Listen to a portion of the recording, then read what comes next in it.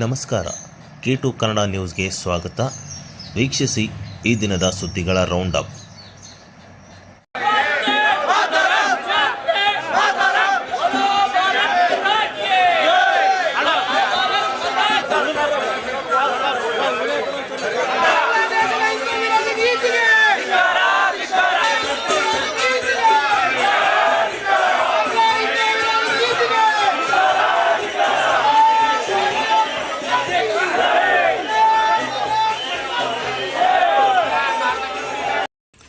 ಬಾಂಗ್ಲಾದೇಶದ ಹಿಂದೂಗಳ ಮೇಲೆ ನಡೆಯುತ್ತಿರುವ ದೌರ್ಜನ್ಯ ಖಂಡಿಸಿ ಭಾರತೀಯ ಜನತಾ ಪಕ್ಷ ನಗರದಲ್ಲಿ ಪಂಜಿನ ಮೆರವಣಿಗೆ ನಡೆಸಿತು.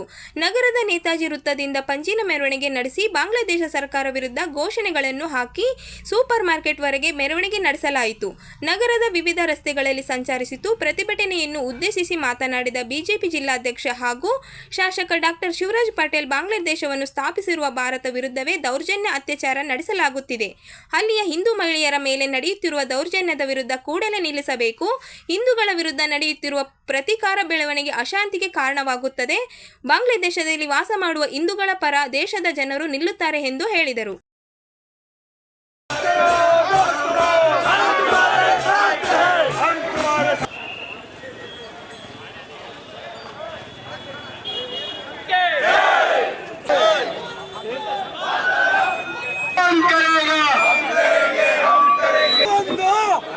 ಇವತ್ತು ಖಂಡಿಸಿ ಪ್ರತಿಭಟನೆ ಮಾಡಲಿಕ್ಕೆ ಇವತ್ತು ಈ ಪಂಜಿನ ಮೆರವಣಿಗೆ ಹಮ್ಮಿಕೊಂಡಿದ್ದೇವೆ. ಇದರಲ್ಲಿ ನೂರಾರು ಗಟ್ಟಲೆ ಎಲ್ಲ ನಮ್ಮ ಯುವಕರು ಭಾಗವಹಿಸಿ ಇದನ್ನು ಯಶಸ್ವಿಗೊಳಿಸಿದ್ದಾರೆ. ಇವತ್ತು ನಿಜವಾಗ್ಲೂ ಬಹಳ ಖೇದದ ಸಂಗತಿ. ಯಾವ ದೇಶಕ್ಕೆ ನಾವು ಸ್ವಾತಂತ್ರ್ಯ ತಂದುಕೊಟ್ಟಿದ್ದೀವೋ ಇವತ್ತು ಅದೇ ದೇಶ ನಮ್ಮ ವಿರುದ್ಧ ಹೋರಾಡುವಂತ ಕೆಲಸ ಮಾಡ್ತಾ ಇದೆ.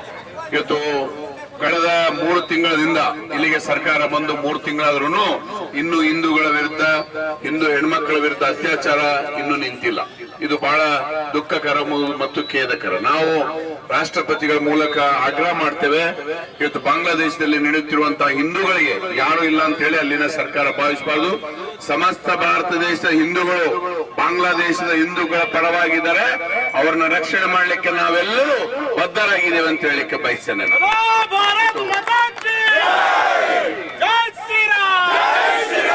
ಆ ಒಂದು ಬದ್ಧತೆ ತೋರಿಸಲಿಕ್ಕೆ ನಮ್ಮ ಪಕ್ಷ ಇವತ್ತು ಈ ಪಂಜಿನ ಮೆರವಣಿಗೆ ಹಮ್ಮಿಕೊಂಡಿದೆ. ಇದರಲ್ಲಿ ಅನೇಕ ಯುವಕರು ಭಾಗವಹಿಸಿ ನಾವೆಲ್ಲರೂ ಹಿಂದೂಗಳ ಏಕತೆಗೆ, ಹಿಂದೂಗಳ ಭದ್ರತೆಗೆ, ಹಿಂದೂಗಳ ಸುರಕ್ಷತೆಗೆ, ನಮ್ಮ ಸಹೋದರಿಯರು ಬಹಳ ಗರ್ವದಿಂದ, ಅಭಿಮಾನದಿಂದ ಬದುಕಬೇಕು ಅನ್ನೋ ಉದ್ದೇಶದಿಂದ ಇವತ್ತು ಈ ಒಂದು ಮೆರವಣಿಗೆಯಲ್ಲಿ ಪಾಲ್ಗೊಂಡು ನಮ್ಮ ಬಾಂಗ್ಲಾದೇಶದ ವಿರುದ್ಧ ಪ್ರತಿಭಟನೆ ಮಾಡುವಂತ ಕೆಲಸ ಮಾಡಿದ್ದೇವೆ. ನಾನು ನಮ್ಮ ಎಲ್ಲ ಯುವಕ ಪಡೆಗೆ ಹೇಳ್ತೇನೆ, ತಾವೆಲ್ಲರೂ ಸನ್ನದ್ಧರಾಗಿರ್ಬೇಕು. ಯಾವ ಸಮಯದಲ್ಲಿ ಏನಾಗ್ತಾ ಇದೆ ಇವತ್ತು ನಮಗೆ ಗೊತ್ತಿಲ್ಲ. ಇಂತಹ ಸಮಯದಲ್ಲಿ ನಾವು ಸರ್ಕಾರಗಳ ಜೊತೆ, ಅಧಿಕಾರಿಗಳ ಜೊತೆ ಬೆನ್ನೆಲುಬಾಗಿ ನಿಂದುವ ಕೆಲಸ ಮಾಡಬೇಕು. ಆವಾಗ ಮಾತ್ರ ನಮ್ಮ ಹಿಂದೂಗಳು ಸುರಕ್ಷಿತವಾಗಿರ್ಲಿಕ್ಕೆ ಸಾಧ್ಯ. ಈಗಾಗಲೇ ನರೇಂದ್ರ ಮೋದಿ ಅವರು ಹೇಳಿದ್ದಾರೆ, ಏಕಾಯ್ತು ಏಕಾಯ್ತು ಏಕಾಯ್ತು ಬಾಟಂಗೆತು. ಇದು ನಾವೆಲ್ಲರೂ ತಿಳ್ಕೋಬೇಕು. ನಮ್ಮಲ್ಲಿ ಇವತ್ತು ಕಾಂಗ್ರೆಸ್ ಪಾರ್ಟಿ ಜಾತಿಗಳ ಬೀಜ ಬಿತ್ತುವ ಮೂಲಕ ನಮ್ಮನ್ನು ಹೊಡೆಯುವಂತ ಕೆಲಸ ಮಾಡ್ತದೆ. ನಾವು ಯಾವ ಜಾತಿಯಲ್ಲಿ ಹುಟ್ಟಿದ್ರು ನಾವೆಲ್ಲ ಇದನ್ನ ನಾವು ಅರ್ಥಕೋಬೇಕು. ಪ್ರತಿದಿನ ಬೆಳಗ್ಗೆ ನಾವು ಎದ್ದ ತಕ್ಷಣ ಇದನ್ನ ಒಂದು ಸಾರಿ ನಮ್ಮ ಬಾಯಿಂದ ಹೇಳಿದ್ರೆ ನಮಗೆ ಶಕ್ತಿ ಬಂದಂತ ಆಗ್ತದೆ. ನಾವು ಯಾವುದೇ ಸಮಾಜದವರಿಗೆ ಯಾವುದೇ ರೀತಿಯ ಅನ್ಯಾಯ ಆದಾಗ ನಮ್ಮ ಸಮಾಜಕ್ಕೆ ಅನ್ಯಾಯ ಆದಂತೆ ಭಾವಿಸಿ ನಾವು ಪ್ರತಿಭಟಿಸುವಂತ ಕೆಲಸ ಮಾಡಬೇಕು. ಆ ನಿಟ್ಟಿನಲ್ಲಿ ನಮ್ಮ ಯುವಕ ಪಡೆ, ನಮ್ಮ ವಿನಯ್ ಅವರಿಗೂ, ರಾಜು ಅವರಿಗೂ ಮತ್ತು ಎಲ್ಲ ಪ್ರಧಾನ ಕಾರ್ಯದರ್ಶಿಗಳಿಗೂ ನಾನು ಹೇಳಿಕ್ ಬಯಸ್ತೇನೆ, ಇವತ್ತು ಪಕ್ಷ ಸಂಘಟನೆ ಮಾಡಬೇಕು. ಇವತ್ತು ಹಿಂದೂ ಸಮಾಜ ಒಂದಾಗಿ ಮಾಡುವಂತ ಕೆಲಸ ಮಾಡಬೇಕು. ಮತ್ತು ನಮ್ಮ ಇಸ್ಕಾನ್ ಸಂಸ್ಥೆಯವರು ಇವತ್ತು ಇದರಲ್ಲಿ ಭಾಗವಹಿಸಿ ಇವತ್ತು ಅಲ್ಲಿ ಚಿನ್ಮಯ ದಾಸ್ ಅವರಿಗೆ ಅನ್ಯಾಯ ಆಗಿದೆ, ಅವ್ರನ್ನ ಅರೆಸ್ಟ್ ಮಾಡುವಂತ ಕೆಲಸ ಮಾಡ್ತಾ ಇದ್ದಾರೆ. ಅದನ್ನು ನಾವು ಖಂಡಿಸ್ತೇವೆ. ಇವತ್ತು ರಾಯಚೂರಿನ ಇಸ್ಕಾನ್ ಸಂಸ್ಥೆ ವತಿಯಿಂದ ಅನೇಕ ಕೃಷ್ಣ ಭಕ್ತರು ಇಲ್ಲಿ ಬಂದಿದ್ದಾರೆ. ಅವರೆಲ್ಲರಿಗೂ ಶುಭವಾಗ್ಲಿ. ನಾವು ಅವ್ರಿಗೆ ಹೇಳಕ್ ಬಯಸ್ತೇವೆ, ನೀವು ಎಲ್ಲಿವರೆಗೆ ರಾಯಚೂರಿನಲ್ಲಿ ಇರ್ತೀವಿ, ನಮ್ಮ ಕೊನೆ ಉಸಿರಿ, ಕೊನೆ ರಕ್ತ ಇರುವವರೆಗೂ ನಿಮ್ಮನ್ನ ರಕ್ಷಣೆ ಮಾಡುವಂತ ಕೆಲಸ ನಮ್ಮ ಭಾರತೀಯ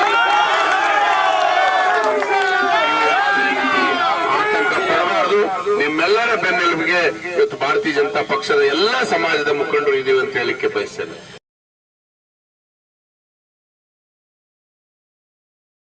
ಅಲೆಮಾರಿ ಸಮುದಾಯಗಳ ಮೀಸಲಾತಿ ಪ್ರಮಾಣ 3% ಹೆಚ್ಚಳ ಮಾಡಬೇಕು ಎಂಬುದು ಸೇರಿದಂತೆ ವಿವಿಧ ಬೇಡಿಕೆ ಈಡೇರಿಕೆಗೆ ಆಗ್ರಹಿಸಿ ಡಿಸೆಂಬರ್ 13ರಂದು ಸುವರ್ಣಸೌಧ ಚಲೋ ಚಳವಳಿಯನ್ನು ಹಮ್ಮಿಕೊಳ್ಳಲಾಗಿದೆ ಎಂದು ಪರಿಶಿಷ್ಟ ಜಾತಿ ಸೂಕ್ಷ್ಮ ಮತ್ತು ಅತಿ ಸೂಕ್ಷ್ಮ ಅಲೆಮಾರಿ ಸಮುದಾಯಗಳ ಒಳ ಮೀಸಲಾತಿ ಹೋರಾಟ ಸಮಿತಿಯ ರಾಜ್ಯ ಸಂಚಾಲಕ ಮಹಾಂತೇಶ್ ಸಂಕಲ್ ಹೇಳಿದರು.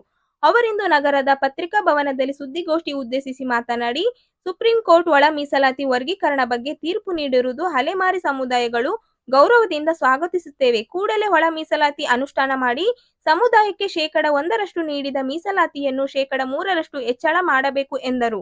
ಪರಿಶಿಷ್ಟ ಜಾತಿ, ಪರಿಶಿಷ್ಟ ಪಂಗಡ ಒಳಗೊಂಡ ಸೂಕ್ಷ್ಮ ಮತ್ತು ಅತಿ ಸೂಕ್ಷ್ಮ ಅಲೆಮಾರಿ ಸಮುದಾಯಗಳಿಗೆ ಅಲೆಮಾರಿ ಆಯೋಗವನ್ನು ಶೀಘ್ರ ಸ್ಥಾಪಿಸಬೇಕು. ಈ ಹಿಂದಿನ ಸರ್ಕಾರ ಪರಿಶಿಷ್ಟ ಜಾತಿ, ಪರಿಶಿಷ್ಟ ಪಂಗಡದ ಅಲೆಮಾರಿಗಳ ಮನೆ ನಿರ್ಮಾಣಕ್ಕೆ ಹೆಚ್ಚುವರಿ ಅನುದಾನ ನೀಡಿ ನಂತರ ವಾಪಸ್ ಪಡೆದ ₹300 ಕೋಟಿ ಹಣವನ್ನು ಪುನಃ ಬಿಡುಗಡೆ ಮಾಡಬೇಕು ಎಂದು ಹೇಳಿದರು. ಸರ್ಕಾರ ಬಿಜೆಪಿ ಸರ್ಕಾರದಲ್ಲಿ ವಸತಿಗಳ ನಿರ್ಮಾಣಕ್ಕಾಗಿ 300 ಕೋಟಿ ರೂಪಾಯಿಗಳನ್ನು ಅನುದಾನವನ್ನು ಕೊಟ್ಟಿತ್ತು. ಆ ಅನುದಾನವನ್ನು ಕೂಡಲೇ ವಾಪಸ್ ಕೊಟ್ಟು ಅಲೆಮಾರಿ ಸಮುದಾಯಗಳ ವಸತಿ ನಿರ್ಮಾಣಕ್ಕೆ ಸಹಾಯ ಸಹಕಾರ ಮಾಡಬೇಕಂತೇಳಿ ಸರ್ಕಾರಕ್ಕೆ ಈ ಒಂದು ಬೇಡಿಕೆಯನ್ನು ಇಟ್ಕೊಂಡು ಮುತ್ತಿಗೆ ಆಗ್ತಾ ಇದ್ದೇವೆ. ಮತ್ತು ಅಲೆಮಾರಿ ಸಮುದಾಯಗಳಲ್ಲಿ ಸೋದರ ಸಮುದಾಯ ಇರತಕ್ಕಂಥ ಕರ್ಮ ಮತ್ತು ಕೊರ್ಚ ಸಮುದಾಯಕ್ಕೆ ಪ್ರತ್ಯೇಕವಾದ ನಿಗಮವನ್ನು ಕೊಟ್ಟು 49 ಪರಿಶಿಷ್ಟ ಜಾತಿ ಅಲೆಮಾರಿ ಸಮುದಾಯಗಳಿಂದ ಪ್ರತ್ಯೇಕವಾಗಿ ಅವರು ಕೊಟ್ಟರೆ 49 ಸಮುದಾಯಗಳು ಪ್ರತ್ಯೇಕವಾಗಿ ಇಟ್ಟು ಅವರಿಗೆ ಅಭಿವೃದ್ಧಿ ನಿಗಮ ಅಥವಾ ಘೋಷಣೆ ನೀಡಿ ಸೂಕ್ತ ಪ್ರತಿನಿಧಿ ನೀಡಬೇಕಂತೇಳಿ ಈ ಮೂಲಕ ನಾವು ಸರ್ಕಾರಕ್ಕೆ ಒತ್ತಾಯ ಮಾಡ್ತೇವೆ. ಮತ್ತು ಅದರ ಜೊತೆಯಲ್ಲೇ ಹಂಪಿ ವಿಶ್ವವಿದ್ಯಾಲಯದಲ್ಲಿ ಕನ್ನಡ ಅಲೆಮಾರಿಗಳಿಗಾಗಿ ಕನ್ನಡ ಒಂದು ಅಧ್ಯಯನ ಕೇಂದ್ರವನ್ನು ಪ್ರಾರಂಭ ಮಾಡಬೇಕಂತೇಳಿ ಇದೊಂದು ಬೇಡಿಕೆ ಇಟ್ಕೊಂಡು ನಾವು ಸುವರ್ಣಸೌಧಕ್ಕೆ ಮುತ್ತಿಗೆ ಆಗ್ತಾ ಇದ್ದೇವೆ. ಅದರ ಜೊತೆಯಲ್ಲೇ ಮತ್ತೆ ನಮ್ಮ ಅಲೆಮಾರಿ ಸಮುದಾಯಗಳಿಗೆ ಸುಮಾರು ನಮ್ಮ ರಾಜ್ಯದಲ್ಲಿ ಯಾರೇ ಒಬ್ಬ ಅಲೆಮಾರಿ ಸಮುದಾಯದ ಮುಖಂಡರು ಮತ್ತು ಅಲ್ಲಿ MLAಗಳು ಯಾರಿಲ್ಲ, ಶಾಸಕರಿಲ್ಲ, ಅವರಿಗೆ ನೇರವಾಗಿ ವಿಧಾನ ಪರಿಷತ್ತಿಗೂ ಅಥವಾ ಇಲ್ಲ ನಮ್ಮ ರಾಜ್ಯಸಭೆಗೂ ಯಾರನ್ನಾದರೂ ನಮ್ಮ ಅಲೆಮಾರಿ ಸಮುದಾಯದ ಮುಖಂಡರುಗಳನ್ನು ಹಿರಿಯರಾಗಿರ್ತಕ್ಕಂಥವ್ರು ಬುದ್ಧಿವಂತರನ್ನ ಆಯ್ಕೆ ಮಾಡಿ ಈ ಸಮುದಾಯಗಳಿಗೆ ರಾಜಕೀಯ ಪ್ರಾತಿನಿಧ್ಯವನ್ನು ಒದಗಿಸಿಕೊಡ್ಬೇಕಂತೇಳಿ ಸರ್ಕಾರಕ್ಕೆ ಈ ಮೂಲಕ ಒತ್ತಾಯ ಮಾಡ್ತಾ ಇದ್ದೇವೆ. ಈ ಒಂದು ಸುಮಾರು ಬೇಡಿಕೆಗಳನ್ನು ಇಟ್ಕೊಂಡು ಸುವರ್ಣಸೌಧಕ್ಕೆ ನಾವು ಸುಮಾರು 10ರಿಂದ 20,000 ಜನಸಂಖ್ಯೆಯನ್ನು ಸೇರಿಸಿಕೊಂಡು ಒಂದು ದೊಡ್ಡ ಬೃಹತ್ ಹೋರಾಟವನ್ನು ಮಾಡ್ತಾ ಇದ್ದೇವೆ. ಇದು ಪ್ರಪ್ರಥಮ ಬಾರಿಗೆ ಅಲೆಮಾರಿ ಸಮುದಾಯಗಳಿಂದ ಒಂದು ಅಧಿವೇಶನ ನಡೆಯುವ ಸಂದರ್ಭದಲ್ಲಿ ದೊಡ್ಡ ಮಟ್ಟದ ಹೋರಾಟವನ್ನು ಈ ಬಾರಿ 49 ಅಲೆಮಾರಿ ಸೂಕ್ಷ್ಮ ಮತ್ತು ಅತಿ ಸೂಕ್ಷ್ಮ ಸಮುದಾಯಗಳು ಕೈಗೊಂಡಿರ್ತಕ್ಕಂಥದ್ದು. ಹಾಗಾಗಿ ನಾವೆಲ್ಲರೂ ಒಗ್ಗಟ್ಟಾಗಿ ಈ ಒಂದು ಹೋರಾಟವನ್ನು ಮಾಡ್ತಾ ಇದ್ದೇವೆ. ಈ ಹೋರಾಟಕ್ಕೆ ಎಲ್ಲ ಸಮುದಾಯದ ಜನರು 49 ಅಲೆಮಾರಿ ಸಮುದಾಯದ ಜನರು ಭಾಗವಹಿಸಿ ಯಶಸ್ವಿಗೊಳಿಸಬೇಕಂತೇಳಿ ಈ ಮೂಲಕ ತಮ್ಮ ಮೂಲಕ ವಿನಂತಿಸಿಕೊಳ್ತಾ ಇದ್ದೇವೆ. ನನ್ನ ಹೆಸರು ಮಹಾಂತೇಶ್ ಸಂಕಲ್, ಅಲೆಮಾರಿ ಕರ್ನಾಟಕ ಅಲೆಮಾರಿ ಬೇಡಬುಡುಗ ಜಂಗಮ ಕ್ಷೇಮಾಭಿವೃದ್ಧಿ ಸಂಘ ರಾಜ್ಯ ಸಂಚಾಲಕರು ಮಹಾಂತೇಶ್ ಸಂಕಲ್.